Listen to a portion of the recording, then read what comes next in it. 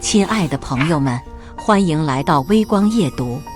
奶奶病危，我找辅导员请假，他竟然不批。他说：“人没死，你请什么假？真死了，你回去也没用。”接下来开始我们本期故事，记得点击订阅并开启小铃铛。辅导员轻飘飘地说完这句话，然后把我假条随手一丢，又补充道：“出去吧。”我是不会批的。然后他不再看我，只管低头专心写他的东西，好像我只是说了一件无关紧要的小事。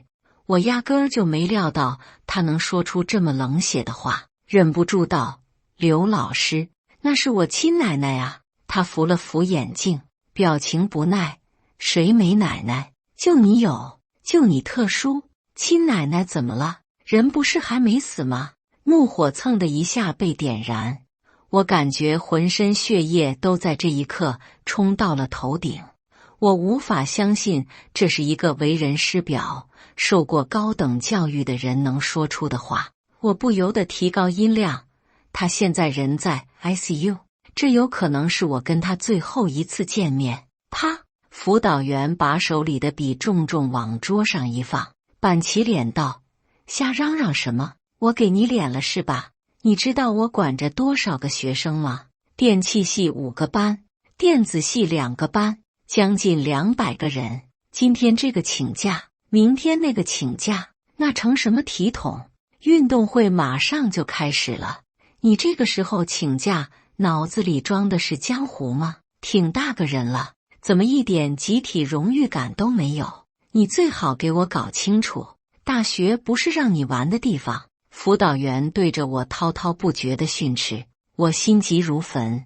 虽然他的话让我极度生气，可这个节骨眼不是跟辅导员争论的时候，我只好压抑住怒火，再次恳求他：“刘老师，我真的很着急，我得赶紧回去。你要是不信，我可以给我爸妈打电话。”我拿出手机就要给我爸打，他却摆摆手说：“别费那劲儿了，也别想着搬出家长来压我，我不吃这套。总之，不管你奶奶什么情况，这个假我是绝对不会批的，你就死心吧。”卧槽！要不当他是老师，从他说出那句“人死了你回去也没用”，我就直接开骂了。行，假条我不要了。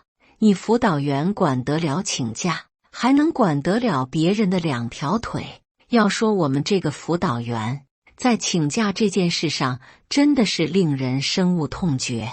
大一入学第1次开会，他就说：“我把丑话说在前头，别有事没事就找我请假，你请我批准，他请我也批准，然后所有人都有样学样，学校不乱套了。”当时大家听了还不觉得有什么，只当他严格了一些。可谁能想到他这丑话是一点都不含糊啊！管你大事小事，事假病假，通通不可以。有人因为姐姐结婚要请假，他不批。他说：“你姐姐结婚又不是你结婚，跟你有什么关系？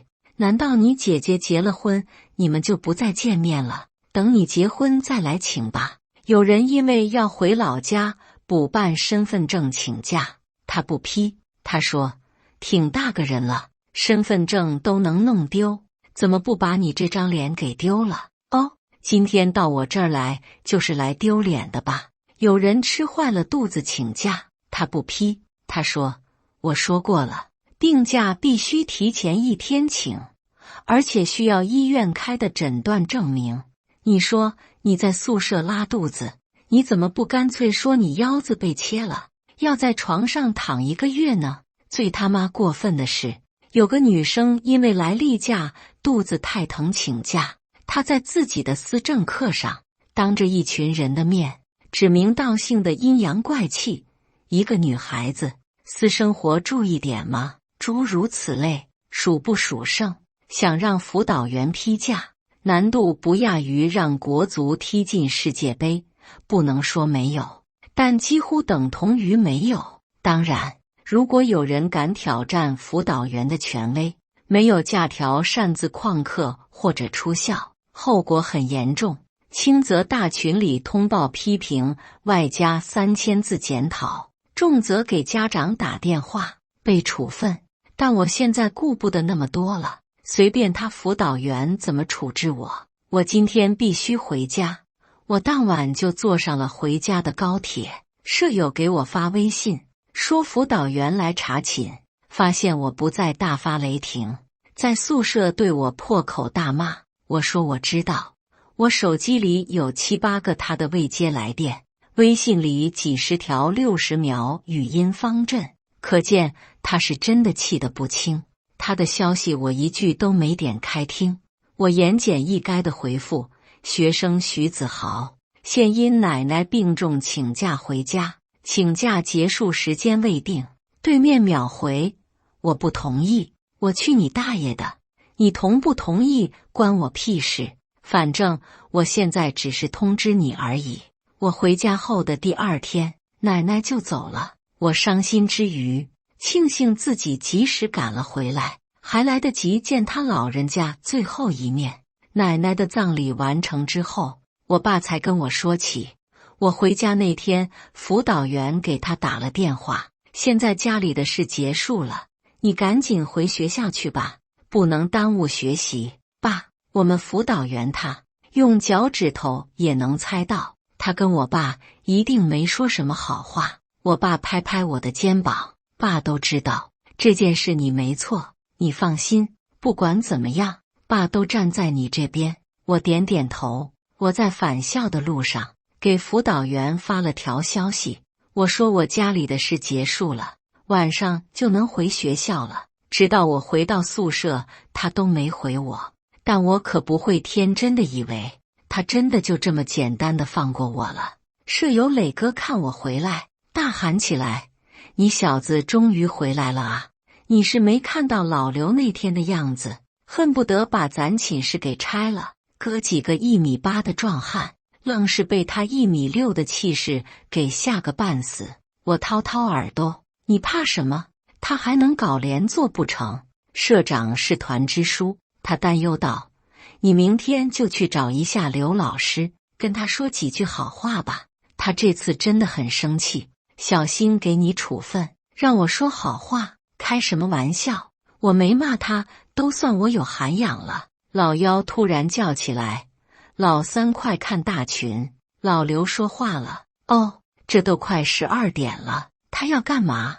大家赶紧打开微信，果然一整天没理我的辅导员，此刻正在系里200人的大群里公开处刑我呢。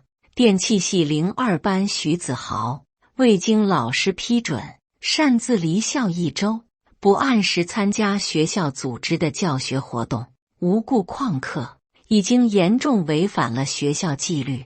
根据学生手册相关规定，现给予以下处罚：停课1周，反思自己的问题，警告处分，取消今年所有的评奖评优及入党资格。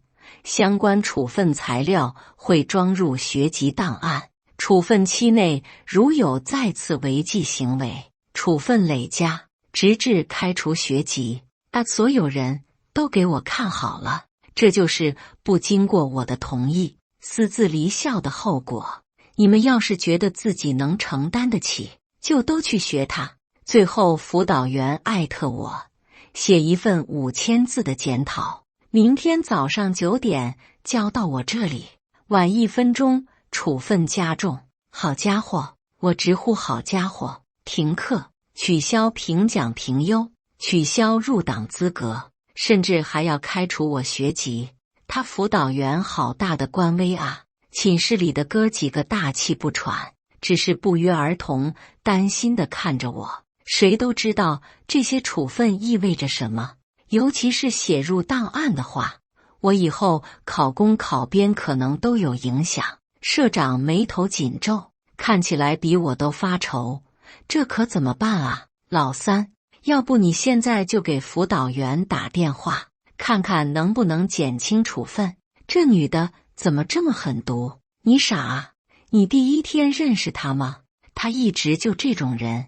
老三，不行你就服个软得了，他不给准假是他的问题，但谁让人家是辅导员呢？咱的毕业和前途都在人家手里捏着呢。我什么都没说，只是在大群里回复，检讨我不写，你的处分我也不接受。消息发出去，寝室里另外3个人齐齐倒吸一口凉气。老三，你这么猛不要命了？辅导员大概是惊呆了吧，好一会儿都没说话。2分钟后，他的消息蹦出来了：带电器徐子豪，你什么态度？敢这么跟我说话？我继续回复：为什么不敢啊？我要勇敢为自己发声。我还配了个无辜的表情包。噗，磊哥一个没忍住，笑喷了。辅导员发语音：你发个狗屁的声，我没同意，你就私自离校，你他妈有理了啊？你还不接受？你狗脸比盆还大是吧？我告诉你，你不接受也得接受。他急了，他急了。刘老师，您作为一名人民教师，一言一行不仅代表自己，也代表咱们学校，在公众场合说脏话不太合适吧？别跟我扯这些没用的。你这种嚣张的学生我还是第一次遇到。你他妈信不信我让你直接退学？不想念趁早滚蛋。你这种无视校纪、目无尊长的人，也不配上大学，以后也绝对不会有什么出息。刘老师，您只是个辅导员，应该没有权利让学生退学的。而且，我以后有没有出息，您是否太武断了些？刑满释放人员都有不少大作为的人呢。磊哥拿着手机激动的大叫：老三，你太厉害了，太爽了！对死他！社长拍了他一把，对我道：你怎么想的？你跟辅导员这么对着干，对你没好处的。辅导员估计快被我气懵了，又是隔了几分钟才回复：我没权利。这就是你敢跟我这样说话的底气是吗？那倒不是，但是辅导员没有权利不让学生上课，也没有权利不让学生毕业，更没有权利不让学生回家给亲人送终。好，很好，我要不给你点颜色看看，我这辅导员真是白干了。然后我就被踢出群聊了。辅导员给我打电话，声音几乎称得上是歇斯底里，措辞激烈的要求我明天上午9点去他办公室挨批。平日里谁有什么事找他，他要么黑着脸训斥，要么冷冷的翻白眼。什么时候这么破防过？我笑呵呵地说：刘老师，没问题，我明天上午一定过去。挂了电话，磊哥问我：卧槽，你今天是不吃炸药了？老幺说：老三怕不是做好休学的准备了吧？社长揪心：不至于，不至于，没必要，没必要啊！200人的大群，从始至终没有第3个人说话，但我知道今夜星光璀璨，今夜无人入眠。此刻所有人肯定都拿着手机激动地围观吃瓜，微信里的好友纷纷给我发消息：豪哥，猛士！其中大多都是因为请假问题被辅导员恶心过的人。第2天上午9点半我还在床上赖着，其他3个人，甚至连隔壁寝室的人都过来了，问我是不是准备放辅导员鸽子了。我说怎么会呢？我昨天只说了上午过去，可没答应他9点过去。每天上午10点，党委书记会在办公室里巡视一圈，我现在去可太早了。9点50的时候，辅导员的电话又来了好几个，我能感觉到他怒意已经达到了顶点。徐子豪，你现在是一点都不把我这个导员放在眼里啊？咱们走着瞧，你看我能不能收拾得了你？刘老师，您别急，我已经出门了，马上就到。我在社长他们3个人瞠目结舌的注视中，穿戴整齐。卧槽，老三，你一路上所有看到我的人都像活见了鬼一样躲避不及，不少人偷偷给我拍照。我就这么大喇喇走进了辅导员办公室，他看到我之后，一脸暴躁换成了惊悚，连声音都有几分发颤。徐子豪，你是不是有病？穿一身校服要死啊！我表情无辜。刘老师，我在给我奶奶守孝，有什么不对吗？你守个屁的孝啊！这是学校，不是你家。我命令你现在立刻把他脱了。可我不但没脱，还把腰带扎得更紧。辅导员咬牙切齿地点头。行，你有本事，希望你背上处分的时候，最好也这么硬气。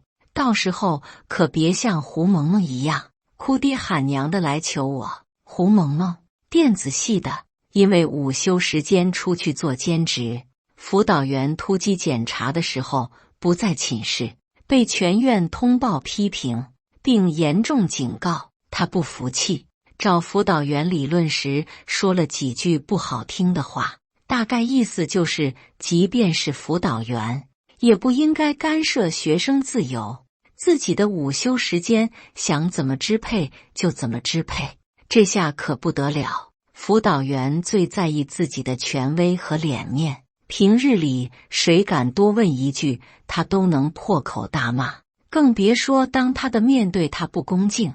胡萌萌被当场记过，而且辅导员二话不说就把他从助学金人选里除了名。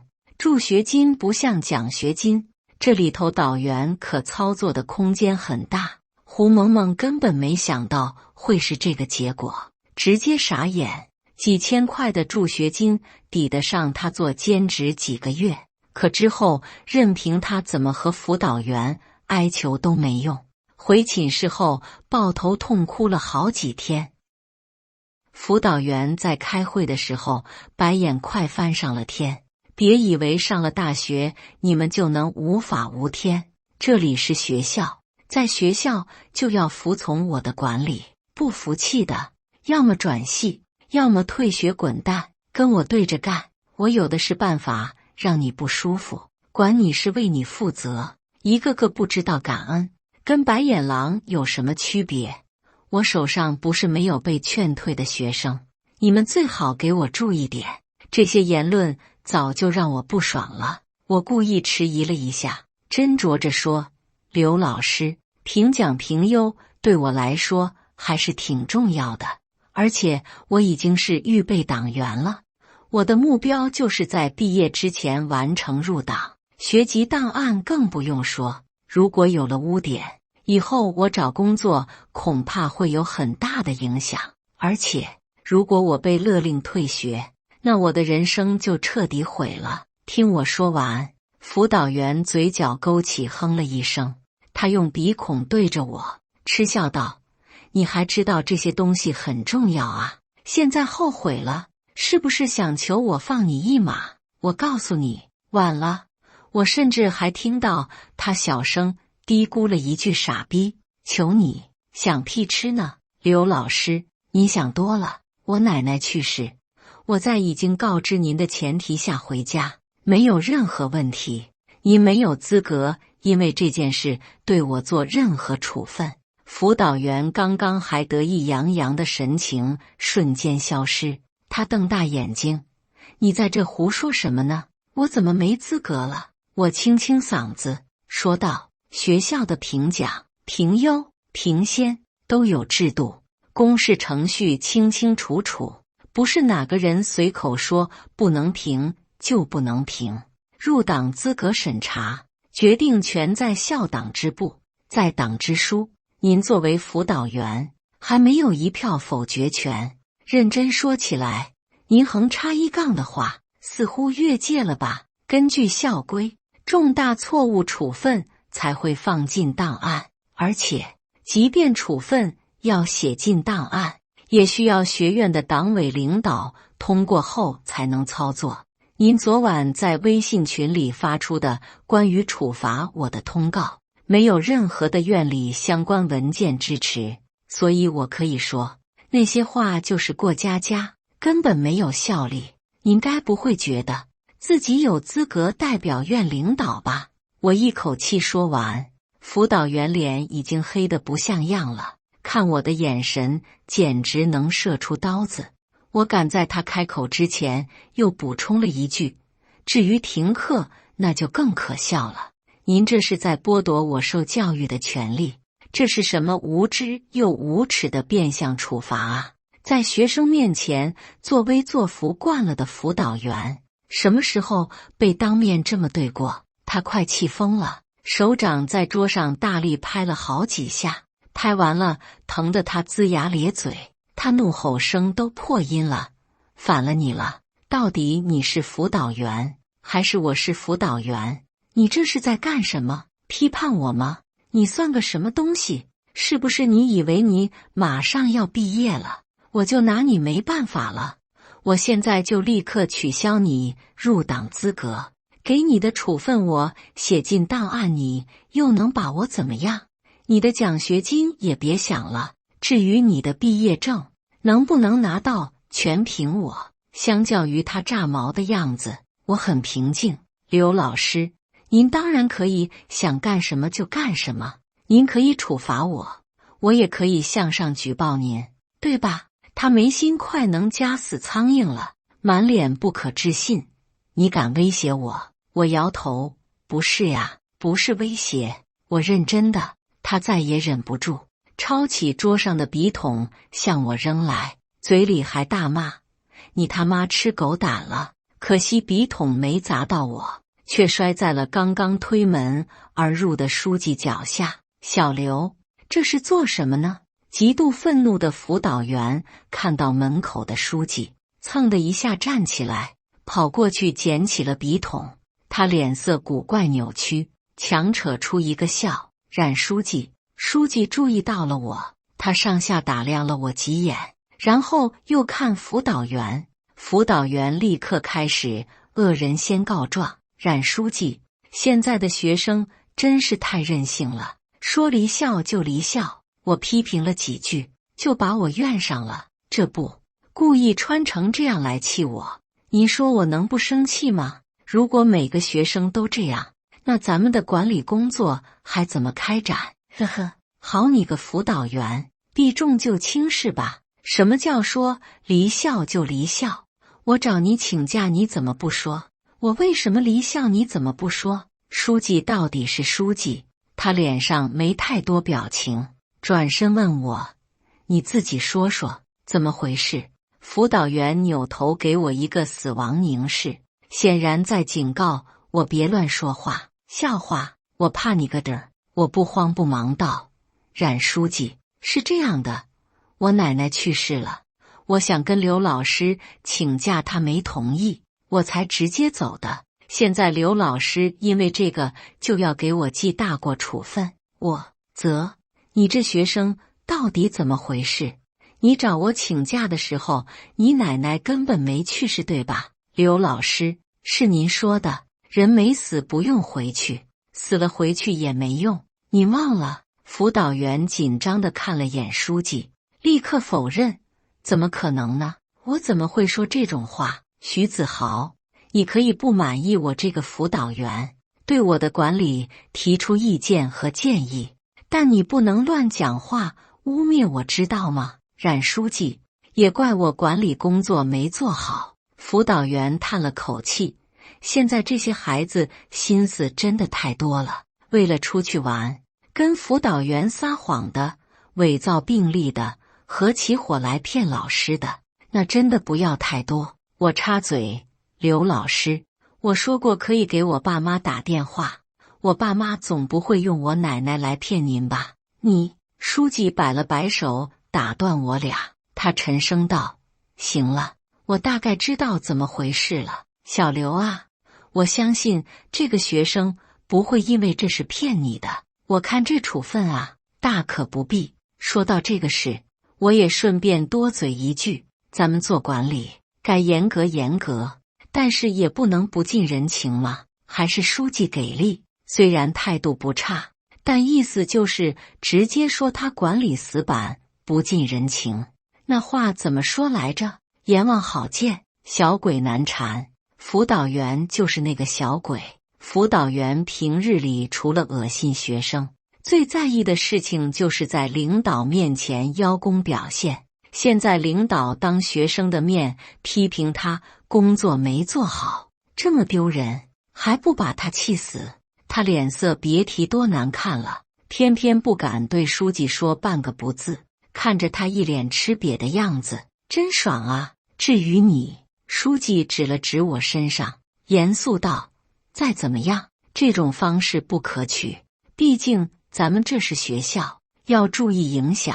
我立刻接话：冉书记，我的确考虑不周，我在这里向刘老师道歉。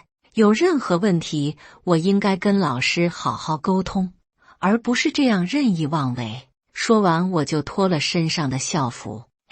哥就是这么能屈能伸。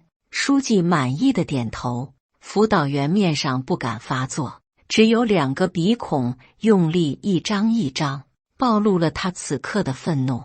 我叫住了打算离开的书记：冉书记，现在系里都以为我是无故离校，还会被处分，不知道怎么想我呢？能不能让刘老师在群里说一声，取消对我的处分啊？书记背着手看向辅导员，辅导员笑了下，比哭还难看，他语气干巴巴的：冉书记，我知道了。书记走了以后，辅导员立刻变脸，他用手指着我，恶狠狠道：我真是小看你了啊！好说好说，刘老师，既然现在书记都这么说了，那就代表没事了，对吧？我就先回寝室喽。我刻意加重书记2个字，果然看到他脸色更难看，可他又不能把我怎么样。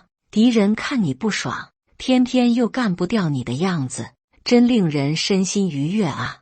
我走的时候，他阴恻恻地说了一句：你最好祈祷你能顺利毕业。下午，系里的微信群，辅导员又发了一条关于我的消息：电气系徐子豪因为亲人病逝着急离校，情有可原，本次不予追究，下不为例，言简意赅。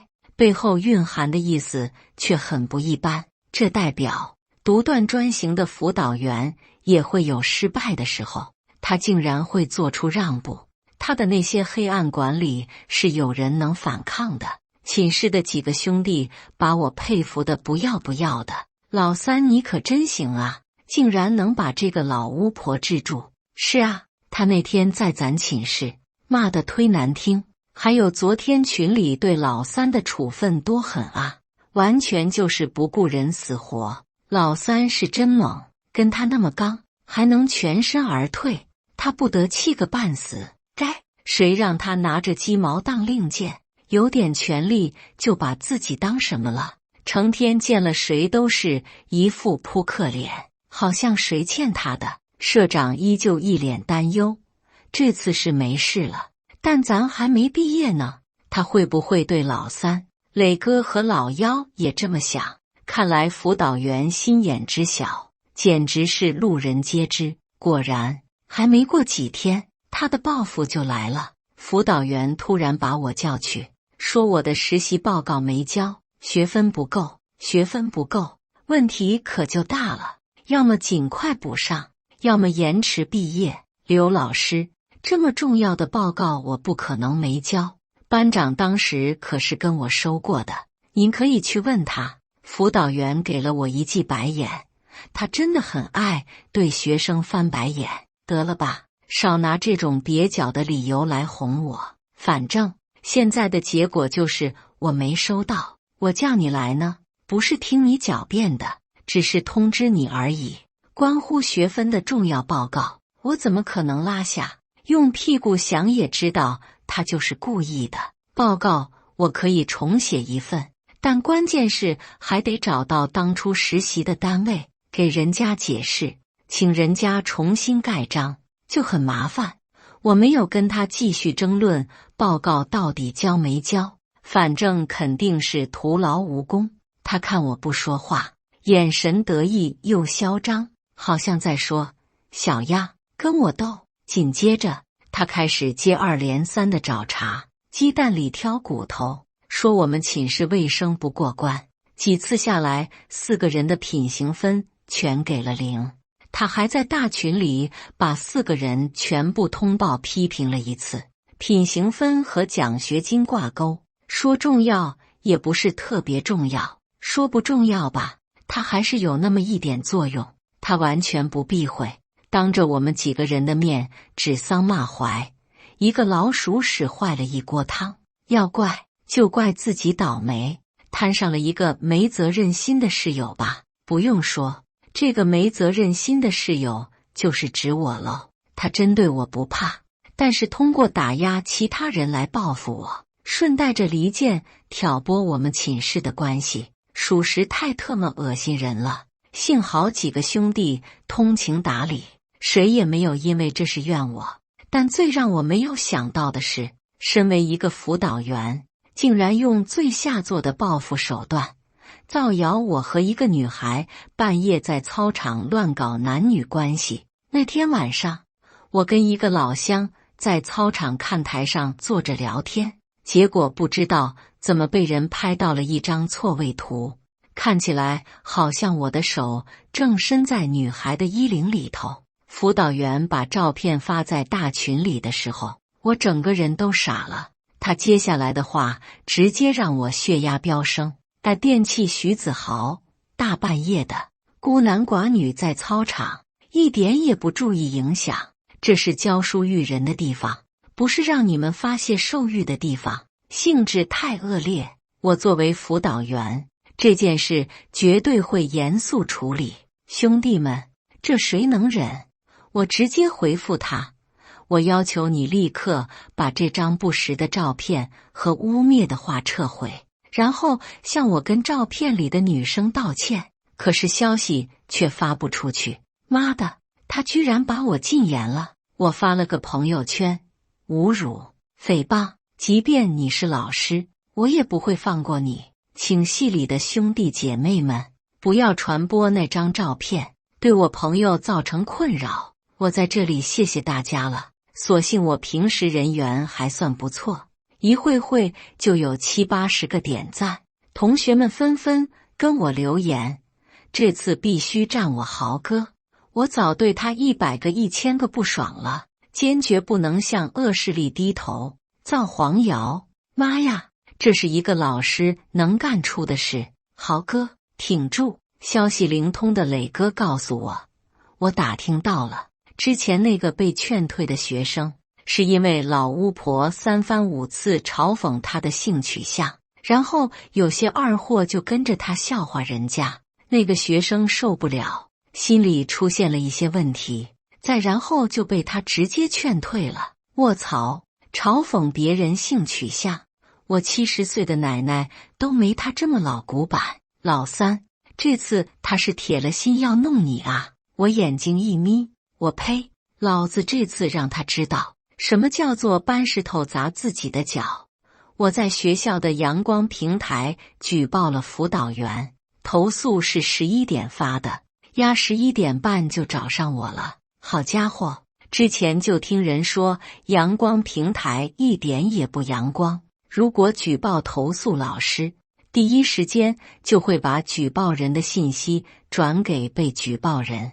看来果然是真的，你还有脸举报我？有种别匿名啊！他冲我嚷嚷，你投诉100次还是会转到我这里，你搞这些小动作没用，知道吗？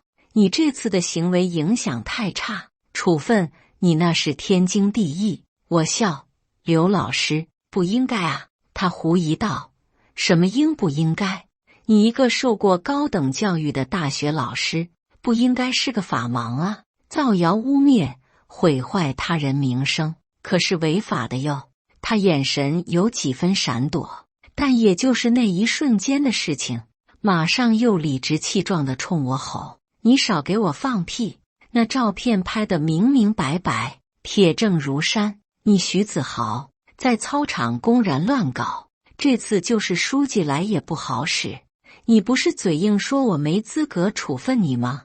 照片我已经通过邮件递交给院里了，申请处分你的材料我也写好了，你就乖乖等着被全院和全校通报吧。好巧哦，刘老师，这件事的起因经过我也写了一份报告，不过我没有发邮件，我打印出来直接塞进院长办公室了。辅导员先是一惊，随即大叫：你搞清楚自己身份，院长是你能去骚扰的吗？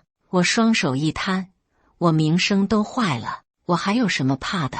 辅导员冷哼一声：院长刚出差，你别白费力气了，还有脸找院长，找校长也没用。我夸张地惊呼：刘老师，你怎么知道我还找校长了？我来你办公室的时候，正好在门口遇到了高校长，我把报告也给了他老人家一份。我特意强调，这是我和电气系刘双清老师之间的一些矛盾，请求他务必抽空看一看。要说学生和辅导员之间，全校各院各系有矛盾分歧并不新鲜，可把这事捅到校长那里的，估计我是头一个。不管谁对谁错，领导们多多少少会觉得辅导员管理能力不够，如果能力强，怎么还会把事情闹这么大？辅导员显然也知道这点，他当即大怒，扬手就要扇我。你他妈是真贱，和女的在操场胡搞更贱。我眼疾手快挡住了他的胳膊，反手给了他一巴掌，啪！辅导员惊呆了，他彻底怔住了。好几秒后，办公室爆发出歇斯底里的怒喊：你居然敢打我！你居然打我！他想揪我的衣领，可惜身高不够，我很轻巧的就躲开了。没家教的玩意，你等着被开除吧！这学校有我没你！辅导员掏出手机，神情激动地给我爸打电话：徐子豪家长，你们是怎么教育儿子的？多次顶撞辱骂老师，现在竟然还敢打老师了！这样的学生我们 X 大教不了，你们趁早把人领回去。我爸声音冷静多了：刘老师，你污蔑我儿子的事我听他说了，我们不惹事，但也不怕事。即便您是老师，那也不是高人一等。您现在给他道歉，撤回那些所谓的处分，我们就不再追究这事了。辅导员又是一整个大震惊的表情，他预想中，我爸应该立刻低声下气地求他不要怪罪我，应该认错，说自己没管教好孩子，给老师添麻烦了等等。你在说什么呢？你儿子把我打了，他打老师，你没听懂吗？这件事，我觉得不能只听您一面之词，毕竟您才刚刚造谣了我儿子。什么造谣？我有照片，你凭什么说我是造谣？是不是造谣总能调查清楚。我作为一个父亲，我选择相信我自己的孩子，而不是一个外人。辅导员整张脸涨成了猪肝色。好，那你们就等着学校的通报吧。电话那头，我老爹的声音传来：为了公平起见，这事我已经投诉到教育局去了，我等着教育局的结果。当然，如果结果不能让我满意的话，我会找到媒体，把贵校和你本人的事迹都在网上宣扬出去。辅导员一听我爸找了教育局，甚至还要找媒体，急了。你没等他说完，我爸已经先挂了电话。他握着电话，死死瞪着我。今天你打我这事，我打断他：刘老师，你说什么呢？我刚刚只是挥手拍了只苍蝇，怎么就打你了呢？你一而再再而三地污蔑我，这属于公报私仇啊！这一巴掌，为我奶奶，为我老乡，也为曾经被他无理欺压的同学们，我一点儿也不后悔。他气到浑身发抖，一度说不出话。他以为给我扣上一个罪名，然后用处分狠狠地打脸我，让我服气，最好低三下四地求他，他就痛快了。可惜事情的发展显然已经快速偏离了他的预想。辅导员应该从来没有遇到过像我这样的硬茬，他更想不到我爸比我还刚，他双眼通红，气愤、怨恨、担忧、后怕，各种表情在脸上交织。有人敲门，刘老师，高校长让你过去一趟。哦，好，我马上过去。辅导员表情忐忑地跟着走了。我回寝室路上打开微信，99加的消息全部都是同学们的关心，我心里暖暖的。豪哥，别怕，这事我们一起帮你作证，大家都说好了，学校要是敢开除你，就一起联名上书。不仅如此，好多同学也在阳光平台和校长邮箱里投诉辅导员。我爸没唬人，他真的举报到了教育局。听说教育局的人给学校打了电话，再加上我给校长的那份陈情书，学校高度重视，立刻启动调查，结果很快就出来了。除了他这次公报私仇给我泼脏水的事情，连之前他屡次仅凭个人喜好决定助学金名额，肆意辱骂学生，恶意扣发毕业证，暗示学生家长送礼，欺上瞒下，桩桩件件都被查了出来。我的通报没来，他的通报倒是来了。电气系辅导员刘双清严重违背教师职业道德，影响恶劣。按照国家、学校相关规定，学校研究决定给予其开除处分，同时启动党纪处分程序，真是大快人心。我在办公楼遇到了失魂落魄的辅导员，他见到我第一反应还是大骂。辅导员对着我滔滔不绝地训斥，我心急如焚。苍我走近他，猛地抬起胳膊，他下意识捂着脸躲了一下。我憋着笑，手在空气里挥了挥。哎呀，怎么有一只嗡嗡乱叫的苍蝇呀？快滚！刘双清怒不可遏，眼底涌上疯狂。